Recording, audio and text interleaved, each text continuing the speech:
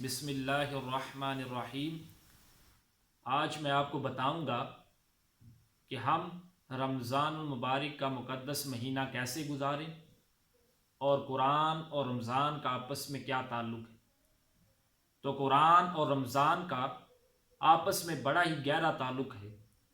یہ وہ مقدس مہینہ ہے جس میں قرآن مجید کا نزول ہوا اور خود نبی مکرم صلی اللہ علیہ وآلہ وسلم کی خدمت میں جناب جبرائیل امین علیہ السلام حاضر ہو کر قرآن مجید کا مکمل دور فرماتے، اور یہی وہ پاک مہینہ ہے جس مہینے میں آقا علیہ الصلاۃ والسلام نماز تراویح میں مکمل قرآن مجید پڑھتے تھے۔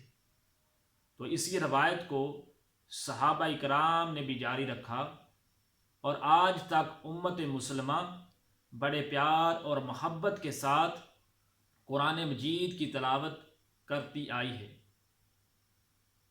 تو چند دنوں کے بعد وہ رحمتوں اور برکتوں اور عظمتوں والا مہینہ یعنی رمضان المبارک سایہ فگن ہونے والا ہے۔ تو قرآن اور رمضان قیامت کے دن بندے کی شفاعت کریں گے، تو وہ شخص بڑا ہی خوش قسمت اور سعادت مند ہوگا جس کو یہ دونوں یعنی قرآن اور رمضان کا تعلق نصیب ہو۔ تو چند ایک گزارشات آپ کی خدمت گوش گزار کرنا چاہتا ہوں۔ نمبر 1 یہ کہ آپ پہلی رمضان سے لے کر 30 رمضان تک روزانہ ایک پارہ قرآن مجید کا تلاوت کریں۔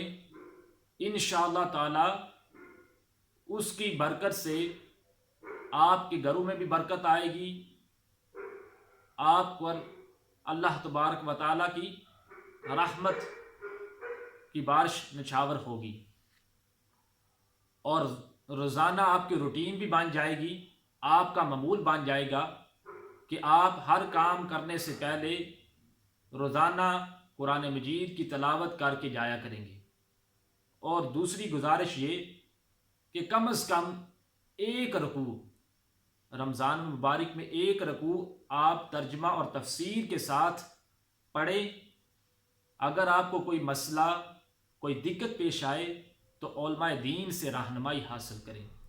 تیسری گزارش یہ کہ جب آپ سحر کے وقت اٹھیں گے تو وہی وقت ہوتا ہے جب اللہ تبارک و تعالیٰ کی طرف سے ندائیں آتی ہیں کہ ہے کوئی مانگنے والا کہ میں اس کو عطا کروں۔ تو بندہ خدا کو یہ چاہیے کہ وہ باوضو ہو کر اللہ کے حضور دعائیں کرے اور کم از کم 2 رکعت نماز نفل ادا کرے۔